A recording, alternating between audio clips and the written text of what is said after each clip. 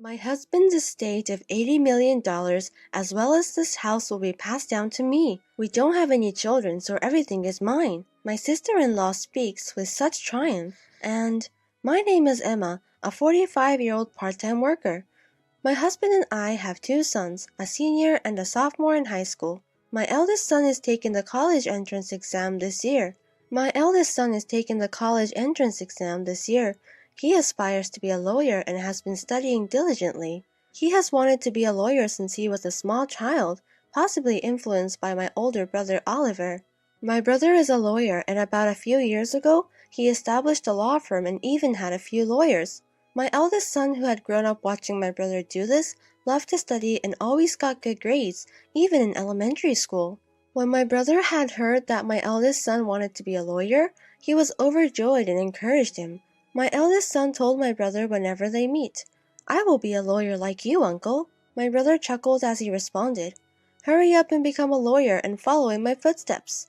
When my brother, who was married but had no children, came to visit us, he gladly plays with my sons and spoils them. My brother's wife was 10 years younger than him. She was an eccentric, or rather a difficult woman who never visited our house, so we never really spoke to her. My brother and I lost our parents when we were young.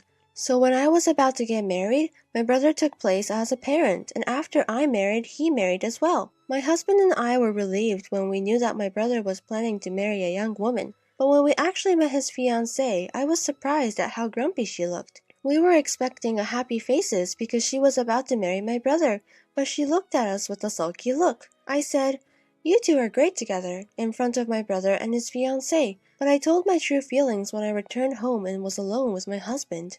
I was curious as to why she appeared so unhappy after the marriage was finalized. My husband seemed to agree with me and responded concernedly, "She wasn't a particularly pleasant bride." It can't be helped what we care. My brother married his 10-year younger fiancée. Shortly before they got married, my brother bought a house, so my husband and I took our children and visited them to celebrate. The house was magnificent and astonished me, as expected of my brother because he runs a law firm. But we did not see my sister-in-law, so my husband jokingly said to my brother, "Has your wife already left you?" My husband was obviously joking, but seeing my brother's stern expression, my husband and I became nervous. According to my brother, whenever there is something, sister-in-law returns to her parents' house. Today was their mother's birthday, so she is staying over to celebrate.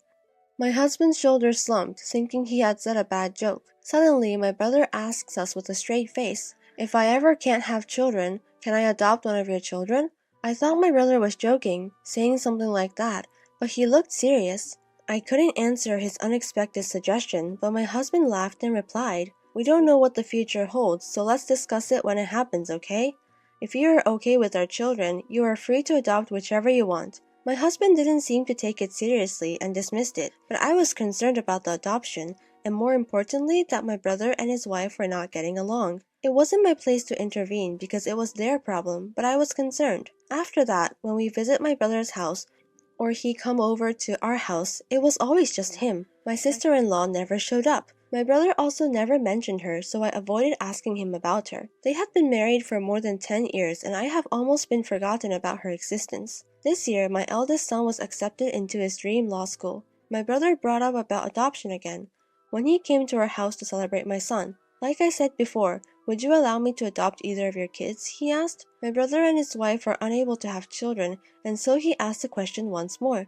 They had just gotten married the last time we discussed it, so there was no sense of hurry, but this time my brother seemed serious. Nonetheless, my husband appeared to take it lightly and responded quickly, "Would you prefer to have our eldest son since he aspires to be a lawyer?" My husband said it so simply, but I was cautious, because it is a major life-changing decision for our sons. Though they were going to be adopted, they would be with my brother. It is their uncle, so my sons would be fine, but I was worried about my sister-in-law. I was concerned that she would mistreat my son, who were not her biological child, so I asked my brother, "Is your wife in favor of adopting?" My brother replied with a sour smile, "Don't worry about her. We've already discussed it." I was relieved to hear that they had already discussed it. But I couldn't make up my mind right away, so I decided to discuss it with my two sons and then make a decision. They are already in high school, so I wanted them to make their own decisions. We didn't go any further that day, but a few days later, I got a call from my brother's lawyer's office. They said he had collapsed. I rushed into the hospital. I found the staffs from the law firm waiting for him with worried expressions.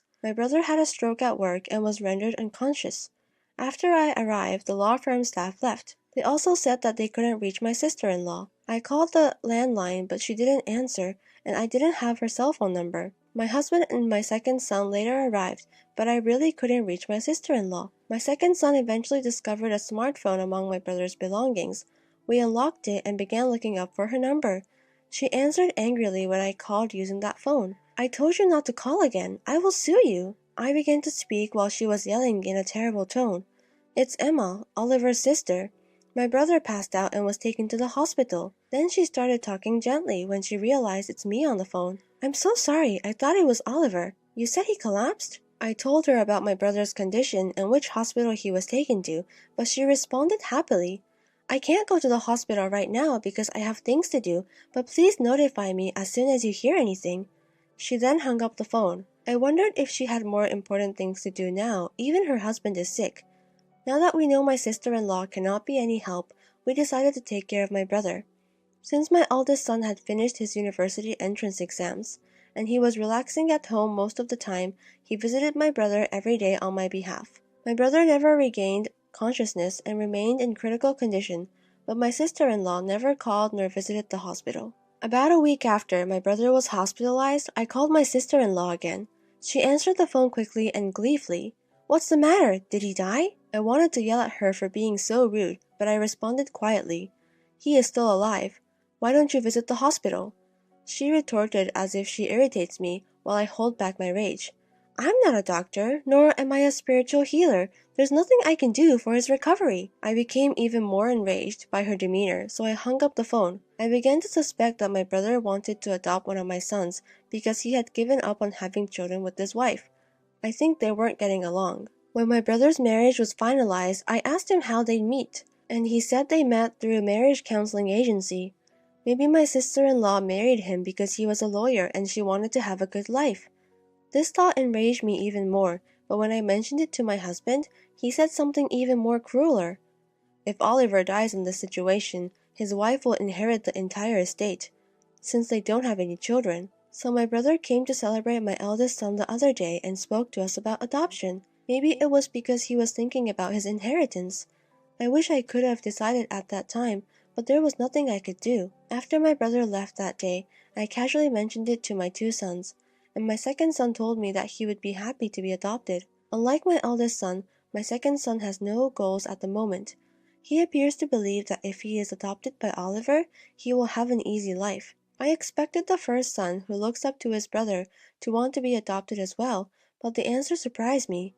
"I don't want to be adopted, because as the eldest son, I will take care of you, Mom and Dad." I was overjoyed, but I also knew that my eldest son, who aspired to be a lawyer, was the right one to be adopted by. I was disappointed that I can't complete the adoption process on behalf of my unconscious brother. I do not want my brother's inheritance, but I also do not want to give even a penny of his property to my sister-in-law, who appears to be awaiting his death. I could only hope for my brother's recovery, but he never recovered. My brother passed away a few days later, and I had no choice but to contact my sister-in-law. "My brother recently passed away. Can we do a funeral?" My sister-in-law, who had been waiting the news of my brother's death, responded cheerfully. "Everything is up to you. Please do not appoint me as a pallbearer. I don't want to deal with any formalities." "You—" When I was about to lose it, she quickly hung up the phone. After all, my husband and I planned the funeral. Staffs from the law firm helped us in a variety of ways. My husband was also concerned about the firm's future, but my brother had taken care of that. Though my brother was the firm's representative lawyer, he delegated management to someone he trusted, so the law firm as a corporation will continue to operate without a problem. Many people came to my brother's funeral, and so many wreaths were brought that they couldn't fit it in the hall. Then I realized how wonderful my brother was once again. My son also assisted at the funeral, but when my second son saw the presidents of major corporations, politicians, and others had also attended, he was really frustrated. I knew I should have been adopted. I had no idea how amazing he was. My husband and I both felt we could kind of understand his sorrow. I was the pallbearer, but no one asked why my sister-in-law wasn't there, and no one mentioned it. I wondered if we were the only ones who knew my brother had married. My brother and his wife did not have a wedding. Instead, they only went on their honeymoon, so even the relatives may have missed it. If this was going to happen, I almost wish they had never married. No need of a wife who does not attend of her husband's funeral, and I regret not allowing him to adopt my second son sooner, because I believe she would take all of my brother's estates. With the help of the law firm staffs, my brother's funeral was completed.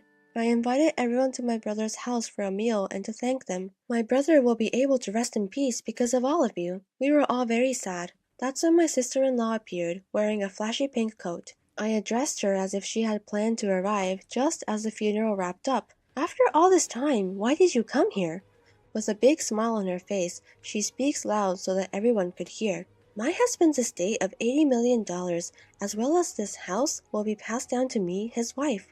We don't have any children, so everything is mine." For some reason, when she said it triumphantly, my brother's subordinates burst out laughing. We looked at them confused, unsure why they were laughing. My sister-in-law glared and yelled at them. "What exactly are you laughing about? You're so impolite." While smirking, one of the lawyers responded, "We know that you're officially divorced. We all knew the result of your divorce settlement the day before he collapsed."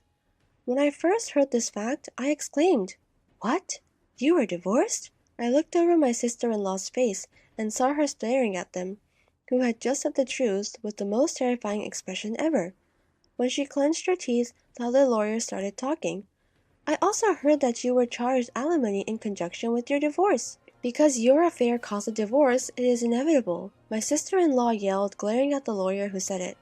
"I'm not required to pay alimony, am I? I no longer have anyone to pay." She spoke mockingly, but there was no way she could compete with a legal expert, and she was quickly retorted, "The right to alimony will also be inherited, so you will have to pay it to Emma. She's the inheritor." Then I realized for the first time that I was my brother's sole inheritor. If their divorcement was finalized and our parents are gone, so I'm all that's left. She seemed to realize this too, and looked at me with a horrified expression, causing me to step back. But she seems unconvinced and began yelling once more. "Don't I get half of the estate now that divorcement is settled?" A dismayed-looking lawyer responds, "Didn't Oliver give you money when the divorce was finalized? I have a receipt certificate." He also purchased the house before the marriage, so it is not the subject of property division. I enjoyed watching her being lectured by the lawyers regardless of what she said. She seemed to recall something and shouted while laughing a little, "There's the life insurance, I should still be the beneficiary." She impressed me with her attitude in a situation where everyone around appeared to be her enemy. She said she changed the beneficiary of Oliver's life insurance to herself. However, the lawyer was also quick to deny about the life insurance. Oliver is a firm man, so I think he changed it when the divorce was finalized. I searched my brother's valuables and discovered the life insurance policy. When my sister-in-law saw this, she took the life insurance policy from me and looked impatiently at the beneficiary, but dropped her shoulders in disappointment. When she returned the certificate to me, I noticed that the beneficiary was me. My sister-in-law, realizing she was getting nowhere, yelled out her true feelings without thinking. "I married a lawyer because I thought he is wealthy, but I've only got a little money. In addition, I have to pay alimony. This is a huge mistake." With a grimace, the lawyer replied to her. Oliver said same thing. He said he shouldn't have come for the advice of a marriage counselor. He bemoaned the fact that he had made a huge mistake. My brother had never said anything like that to me, but he had always been truthful with his coworkers and subordinates. Unable to refute anything, my sister-in-law rolled her back and left my brother's house. Later on, she will have to pay the alimony in installments, but she didn't have a job. She began looking for a job quickly, but she has never worked seriously before and quit immediately. She re-registered to the marriage counseling agency and looked for a wealthy man in order to make quick money. And she found a wealthy man, told him she needed money for marriage, and cheated him out of his money. But the man caught on right away and reported her to the police.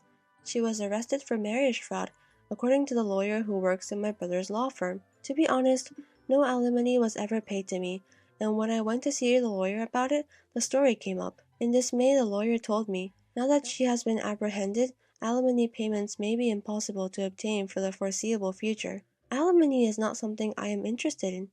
I was more interested in seeing her suffer a terrible fate. I believe my brother would agree, so I would like the police to investigate thoroughly her other crimes, etc., and charge her as a felon in court. My family moved into a house that my brother had left behind after unexpectedly inheriting his property. My husband and sons were ecstatic to be able to live in a big house after previously living in an apartment. My eldest son is studying law harder than ever before. He observed his brother's colleagues and subordinate lawyers arguing with his sister-in-law, which made him yearn to be a lawyer. Though he was never adopted by, I hope he will carry on my brother's legacy and become a great lawyer like him. Only my second son is upset and disappointed that I inherited my brother's entire estate. He claims, "To be honest, I wish I was adopted by uncle so I could have inherited everything." The second son smiled, half-jokingly. My name is Ashley. I'm living a peaceful and harmonious life with my husband, John. But there's one issue, my brother's wife, Rachel. My brother and Rachel have a daughter named Ada.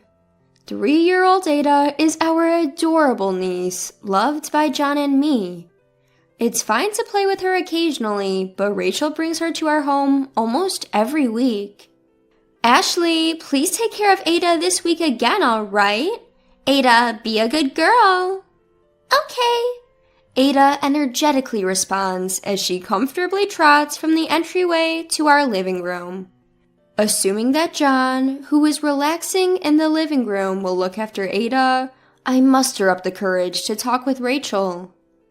John and I really love Ada, but having her every week is quite burdensome, even though we work from home. I'm an illustrator and John is a programmer. We are both working as freelancers. Being a freelancer, we can decide our days off based on our work progress, but we can't care for a child when we're in crunch time. But we can't let our niece get hurt while she's in our care, so I end up drawing on my tablet while keeping an eye on her. I felt guilty that I complained to Rachel, my brother's wife, worried that it might cause an issue between my brother and her, but I couldn't bear it anymore. I'm really sorry, but could we make today the last day that we look after Ada? Her face turns to anger as I ask her humbly. It was too late to realize that I had made a mistake. She raised her eyebrows and snapped at me. You wouldn't understand, Ashley, since you don't have children, but raising children is truly difficult. You have no idea how hard it has been to raise Ada this far. Stop complaining when you don't even have a child. Her words stab my heart like sharp daggers. That's because I'm infertile. John and I love children. We always talked to each other that we wanted to have children when we got married, but we didn't manage to conceive even after getting married. We went to a hospital for consultation and found out that I have a condition that makes it extremely difficult for me to get pregnant. We are currently undergoing fertility treatments, which are physically taxing and costly. Every month, the hopeful anticipation of children brings a lot of emotional stress to John and me. To be blamed for not understanding because I don't have children hits me hard, especially in the middle of all this. Yet, her tirade doesn't stop. Unlike you two, who are always cooped up at home, I'm a sociable person. I have many friends who rely on me. Today, I came to leave Ada with you because I'm going to lend an ear to my friend. You two who are shut-ins and don't contribute to society should appreciate that I'm doing my part for you too. If you get it, take care of Ada properly and quit complaining. After giving me a piece of her mind, Rachel, dressed to the nines, leaves the house with a waft of perfume. I return to the living room where John, who apparently overheard everything, is unusually angry and says, I didn't want to show such a scene to Ada, that's why I didn't go, but that was too harsh. It's been about a month since little Ada started visiting us every week. I figured it's about time to discuss this with my brother, so I decided to give Chris a call. Hello? Chris? Ah, Ashley, what's up? It's been a while. You doing okay? I'd been wondering what Chris was doing leaving Ada with us. He seemed like his usual self on the phone, but I was irritable from a recent argument with Rachel. So I said with a tone of annoyance, "Hey bro." Sure, Ada is a sweetheart, but it's a burden if you leave her with us every week. John and I are freelancers, but we've got deadlines to meet, you know. A little consideration would be nice. Huh? Ada, she's sleeping right now.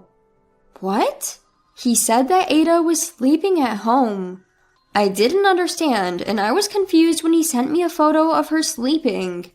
This was not the Ada I knew. I sent him a photo of Ada playing with John, to which he responded, "Who's that girl?" The last time I met Ada with Chris, she was still a baby who couldn't even walk. It occurred to me that the child left with us every week, posing as Ada, might not be her. But then, why would Rachel bring her over? Chris and I were puzzled. Then John, who had been listening to our conversation, hesitantly called Chris's name. Chris, I'm sorry if I'm wrong, and I know it's incredibly rude, but hasn't Rachel been acting strange lately? John and I had talked about it often. Rachel did seem different. After her parents passed away due to illness, we stopped having family gatherings. The last time I saw Rachel a few years ago, she was indeed attractive, but wore more modest clothes. Recently, however, she's been wearing bright colors like red and blue and sporting flashy accessories. Chris seemed to have noticed this too, as he responded with a somewhat dejected, "Yeah, perhaps." Sighing, Chris said, "I might have an idea about what's going on. I'll call you back later," and hung up. Though we felt bad for him, John and I couldn't help suspecting Rachel might be cheating on him. There's nothing we could do about her potential infidelity except leave it to Chris. What John and I can do is try to find out who this cheerful girl playing house in front of us is. "Ada, you're 3 years old, right? Can you tell us your name?" We had always believed she was our niece, so we never thought to confirm her name. But if she is an Ada, we need to find out her name. With a pounding heart, I asked the girl, who responded with a smile. "I'm Ada Johnson. I'm 3 years old." After John and I exchanged a glance and paused for a moment, we showered little Ada with praise, saying, "You said that so well." We acted as usual so Ada wouldn't notice our uneasy feelings. I had never heard of a family name like Johnson before. We didn't know where this child was from or who she was, but it was clear that little Ada was not to blame for any of this. Thinking it might help my brother, who said he might have some ideas about the situation, I messaged him on WhatsApp telling him that the girl here was Ada Johnson. His only response was, "Got it, thanks." Then, afternoon, my brother arrived at our home with a certain individual. "Sorry to trouble you, but there is something I want to talk about when Rachel comes to pick up Ada. So can we wait here?" He asked, and I gladly agreed, because I didn't feel like forgiving Rachel, who had betrayed my brother. As the evening passed and night came, Rachel arrived at our house, staggering drunk. "I'm home! Ada, I came to pick you up." Unaware of the storm that was about to break, I greeted the nonchalantly returning Rachel with a plastered smile.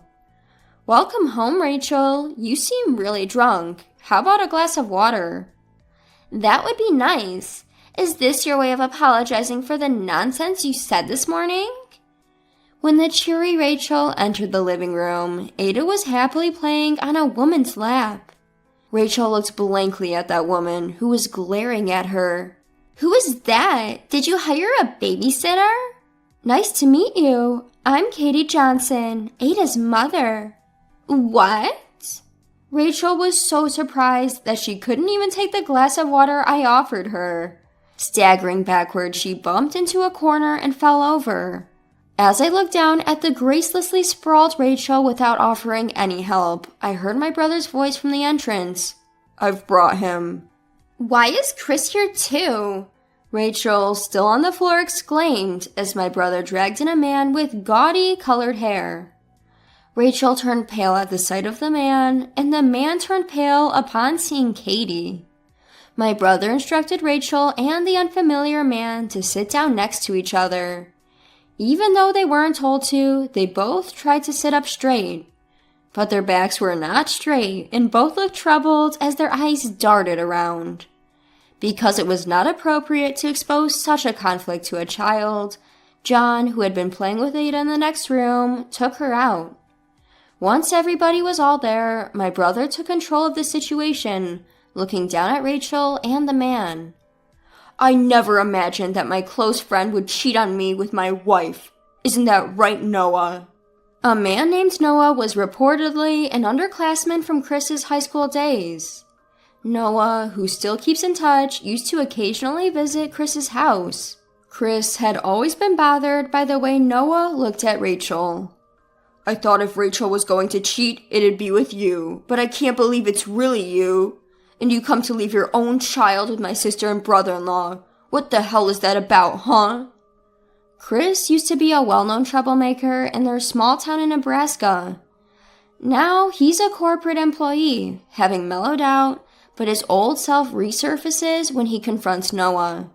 At the terrifying inquiry of Chris, Noah let out a pathetic scream, "Oh no!" before answering in a trembling voice. Rachel was the one who seduced me. She came all the way to my hair salon and asked for me specifically. She approached me saying she liked me. Hold on. You're blaming it all on me? You were totally into it, Noah. Who cares who started it, you idiots? What you two need to do first is apologize. On Chris's sound point, Rachel and Noah started to apologize. Or so I thought. But it turned out that there was no way Noah, who could calmly entrust his daughter to strangers, had a normal train of thought. Noah, pointing at the crying Katie, raised his voice. This is all her fault. She hardly pays me any attention, so I got lonely and cheated. If you're going to blame someone, blame Katie. Don't screw around! Katie, who screamed out suddenly, made Noah jump. When Chris brought her over, she was quietly elegant. I never thought my husband would be leaving Ada with strangers while I'm at work. I'm truly sorry. The fury of Katie, who had always been so humble, was incredible. What do you mean you cheated because you were lonely? Do you have no self-control? I can't believe you left Ada with strangers. Why did you do such a thing? That's also because Rachel said her sister-in-law couple are childless shut-ins with nothing but time on their hands, so they're a convenient place too. We may not have children, but we work from home. We're not handymen. I told Rachel this morning too. We're troubled. We never thought you were deceiving us into caring for your mistress's child as if it was your own child. But there's nothing wrong with that, right? It might be inevitable that I'm blamed for cheating, but I just taught a childless couple what it's like to have children. What? The voice that slipped out, quite deep like Chris's. And I looked down at Rachel, who was similar to her lover, let out a pathetic, "Oh no," and yelled. It is not your business. We've been trying to have children. You knew about that too, didn't you? It's been infuriating to have you make snide remarks like that, but I put up with it because you're Chris's wife. Not anymore. Let me tell you, you're incredibly rude. You bring a stranger's child to our house without asking, and you come with your overly dramatic makeup that doesn't match your age. Your perfume is too strong. When I spilled what I had been thinking all along, Rachel turned bright red, but she must have realized that she was no longer in a position to argue back. She bit her lip and said nothing.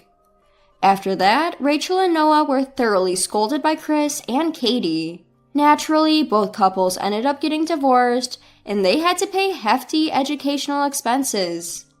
Chris spread the word to his friends in Nebraska about Noah cheating with Rachel, and the rumor reached Noah's local hair salon. Noah, who had become the talk of the town, ended up getting fired. Rachel, who had been a housewife, was trying to find a job, but she had no work experience since she became a housewife right after graduating from college. As expected, her job search has been tough.